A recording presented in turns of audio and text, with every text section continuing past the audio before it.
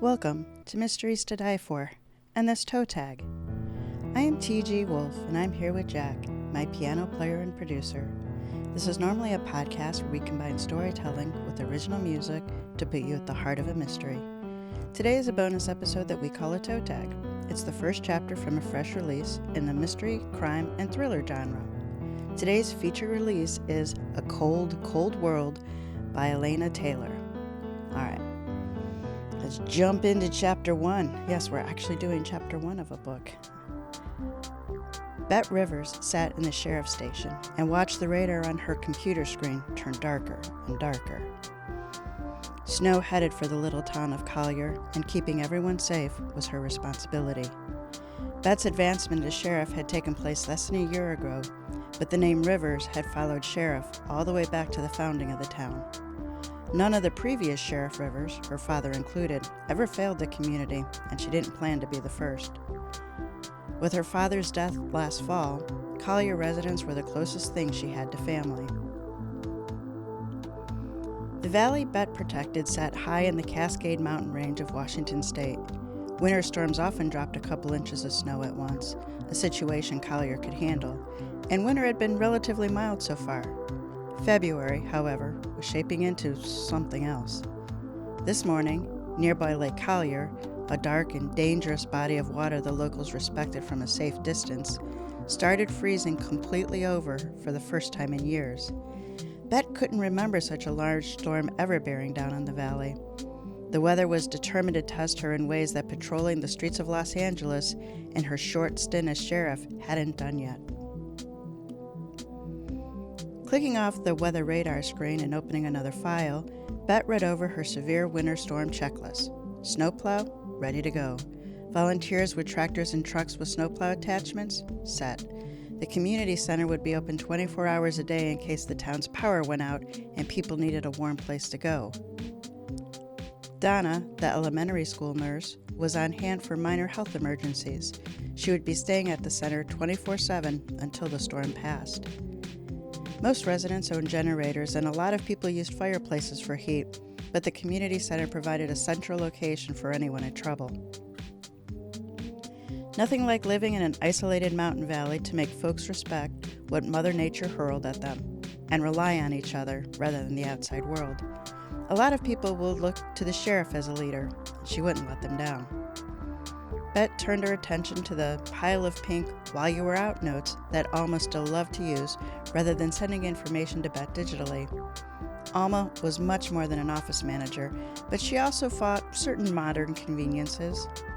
Most of the notes were mundane issues that Alma could handle, but the last in the pile was a call from Jamie Garcia, a local reporter trying to get Bet back in Bet's good graces after an incident a few months ago that had cost her Bet's trust. Went to chat about the possibility of an increase in drug use in the area, the note read, specifically meth. That would definitely have to wait. It crossed Bet's mind that Jamie might exaggerate the situation just a touch to have reason to touch base with her, but she taped it to the computer monitor to follow up after the storm passed. Her valley didn't have the kind of drug problems as many other communities, and Bet wanted to see it stayed that way. If Jamie had any information on the rise of illegal activity, it could be useful. The rest of the notes she would return to Alma to deal with, right now weathering the tempest that would take all of Bet's resources. Bringing up the radar one more time, Bet's stomach clenched as she tracked the monster storm. What if she made a decision during this event that hurt her entire community? Confidence didn't make responsibility lighter to bear, and the hot, sunny streets of Los Angeles hadn't prepared her for 1,000 residents slowly buried under several feet of snow. They were a long way from the plowed highways in larger cities with fully functional hospitals. Bet was the first line of defense against disaster. She was also likely the last line of defense. Once they were snowed in, she couldn't bring in help from the outside. A year ago, she had been poised to take the detective's exam in Los Angeles. Her goal was a long and successful career in the nation's largest police force. But events outside her control got in the way, and now she was back in Collier, trying to fill her father's large and all too recently vacated shoes. She faced a once-in-a-century storm with her lone deputy, a septuagenarian secretary, and one very big dog. Her first instinct was to talk to her father, but his death prevented her from ever gaining new insight into his expertise. Her second instinct was to contact Sergeant Magdalena Carrera. Maggie had mentored Bet during her time at the LAPD. "We chicas need to stick together," she said to Bet early on in her career, back when Bet still called her Sergeant. But as good as Maggie was at her job, Bet doubted she'd have had much advice for facing a blizzard.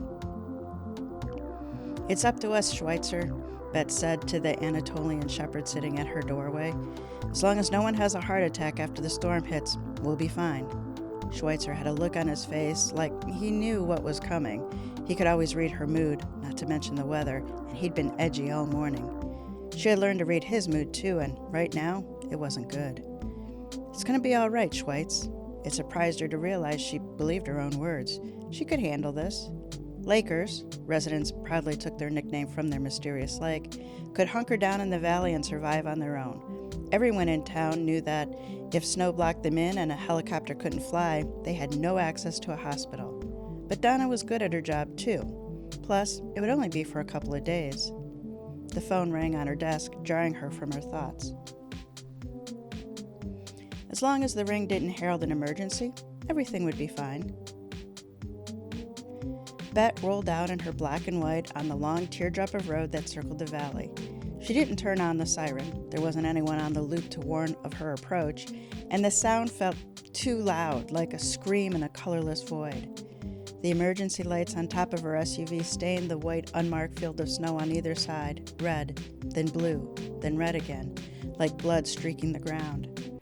Her studded tires roared on the hard-packed snow, the surface easy to navigate, at least for now. The drive to Jeb Pearson's place took less than 20 minutes, even with the worsening conditions. Pearson's ranch sat at the end of the valley, farthest from the lake and the town center. The ranch occupied the area the locals called the train yard, though the name didn't show up on any local maps. Long ago, the roundhouse for the Collier's private railway perched there at the end of the tracks. The roundhouse was a huge, wedge-shaped brick structure, like 1/3 of a pie with its tips bitten off.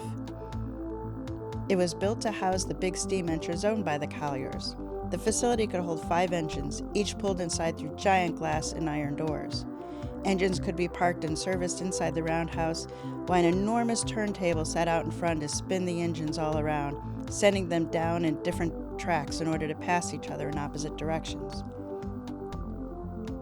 It was unlikely the Colliers ever housed 5 engines up here all at once, but they owned other mines around the state and used engines in other places. It must have been reassuring to know if they ever needed to, they could bring their assets up here, protected in their high-elevation fiefdom.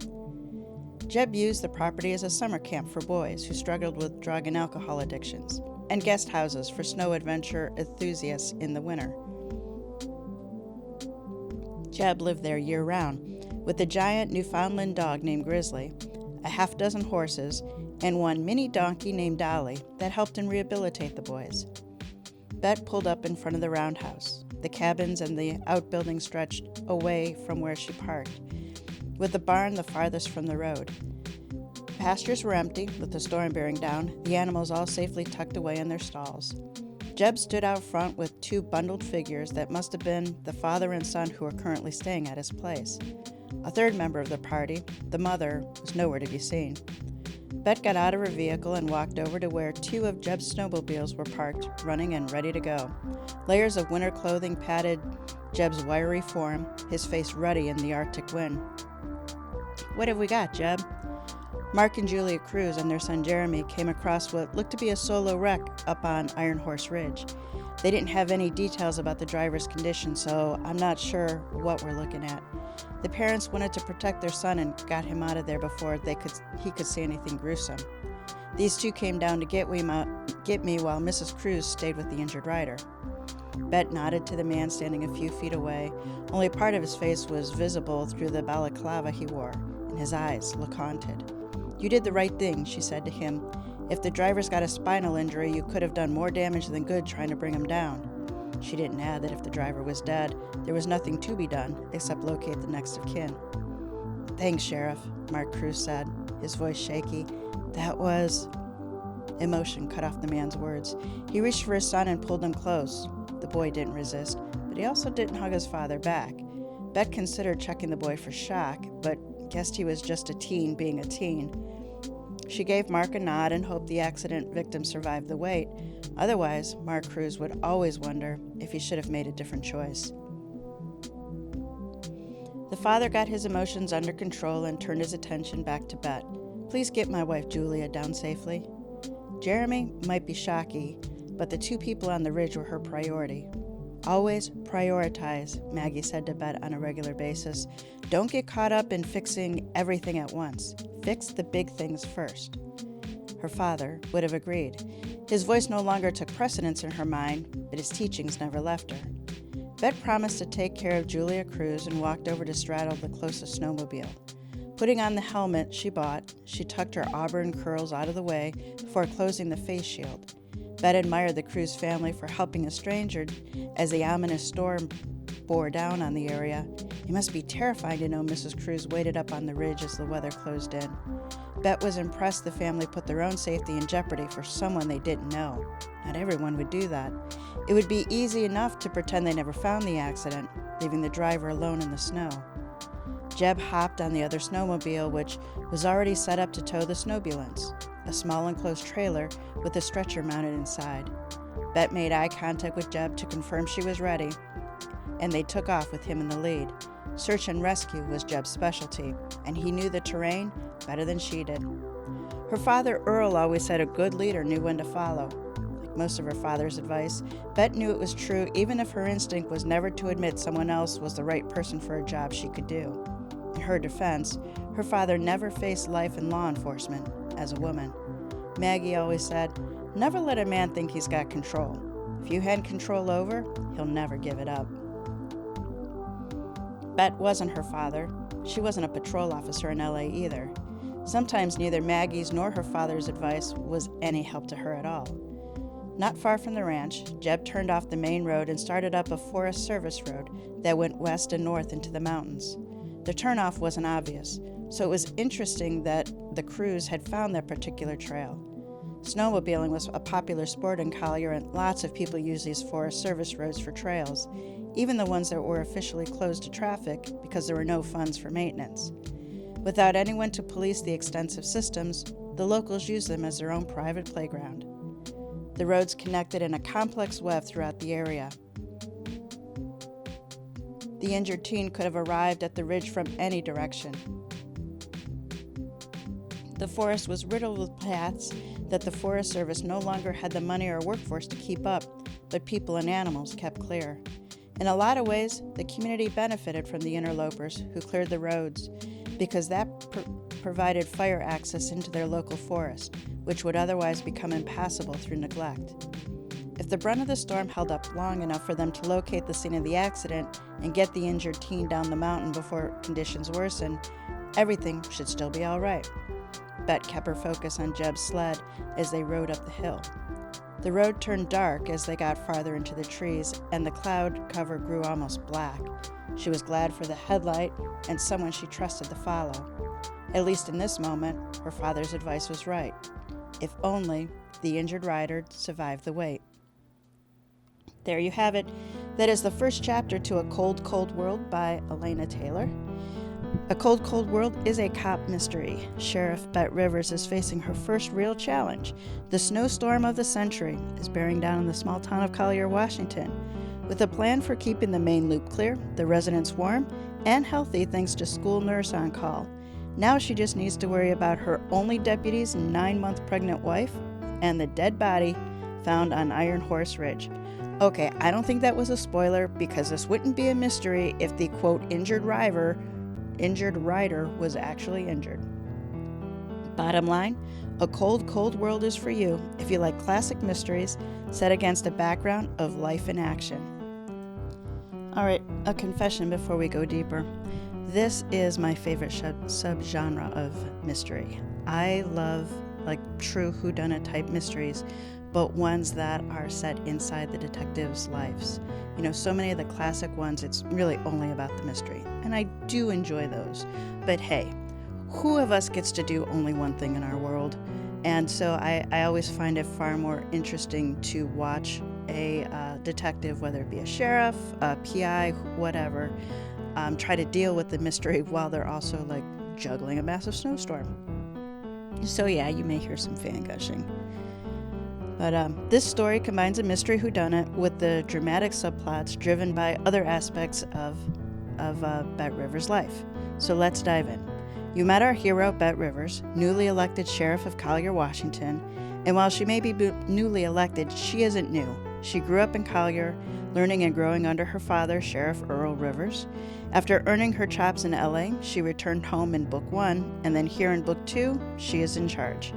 Bet is a well-developed character. She's young without being naive. She's caring without being jaded. She's a really nicely developed and balanced character. Allow me to scroll my screen so I can see the next part. The mystery here involves the body of a teen found by a vacationing family that was out snowmobiling. While a looming storm cuts Bet's initial assessment of the scene short, she sees enough to have questions. I can relate to Bet having questions. I always have questions.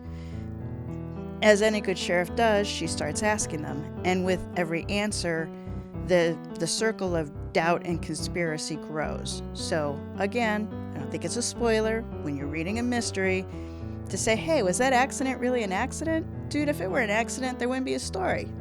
Not an accident. Anyway, I go off script. The major subplot here is the snowstorm and the myriad of problems that comes with it. Trees go down, cutting off the town and taking out the power. A bar fight turns bloody. A cottage is broken into. A father and daughter are labeled as missing when the family can't find them. They aren't where they're supposed to be. And Collier's only deputy is caught between love and duty when his wife goes into labor on the other side of the downed trees.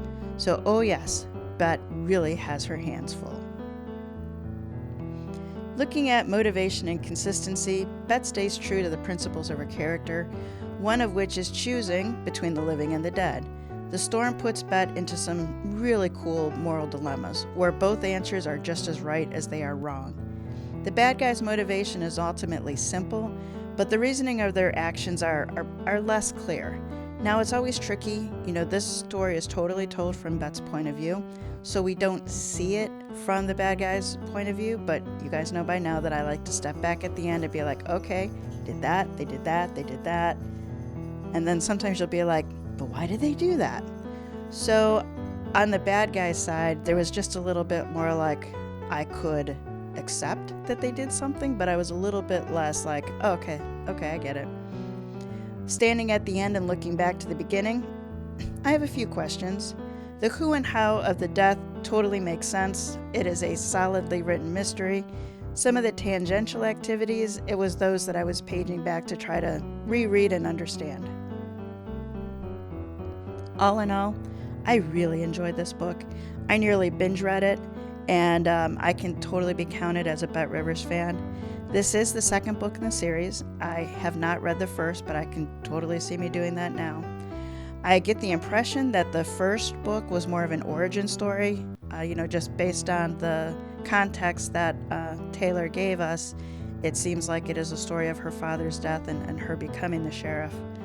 The knowledge, I didn't feel like that I needed to read the first book for that knowledge. I thought Taylor did an excellent job of giving us the information, and you heard a lot of it in this first chapter that we need to know to go on. The stories that are here are not connected to book one, so you don't have that feeling of not being in the know. A Cold, Cold World was released from Severn House and is available in hardback, ebook, and audio right now. The Amazon link is in the show notes. And paperback fans, mark your calendar because April is your date. Put in the pre-order now for A Cold, Cold World. Let me introduce you to our author, Elena Taylor. She has spent several years working in theater as a playwright, director, designer, and educator before turning her storytelling skills to fiction. She writes the Sheriff Bet River mysteries, featuring a female sheriff filling her late father's rather big shoes in her small mountain town. She also writes the quirky Eddie Shoes mysteries under the name Elena Hartwell. I also really love Eddie Shoes. I guess I love everything Elena does. Elena is a senior editor with the Allegory Editing, a boutique editing house where she works one-on-one with writers to shape and polish manuscripts. Elena's favorite place to be is at Paradise, the property she and her hubby own south of Spokane, Washington. The Cold Cold World is promoted by Partners in Crime Tours, who represents the network of 300-plus bloggers offering tailor-made virtual book tours and marketing options for crime, mystery, and thriller writers from around the world. Founded in 2011, PICT offers services for well-established and best-selling authors, as well as those just starting out their careers. PICT prides itself on tailored packages for authors with a personal touch from tour coordinators. For more information, check out their website, partnersincrimetours.com. Link is in the show notes. And then come back in next week. I know what week it is. Come back next week for our second episode in Mysteries to Die For Season 8, Anything But Murder. Dog napping is our murderless crime. It's Going to the Dogs by Bonar Spring. And new, for all of you who love listening to podcasts on YouTube, over winter break here, Jack set us up. So search YouTube, find Mysteries to Die For, follow us, and you can catch us, well, not live, but you can catch every episode that drops there. All right, Jack, take us out.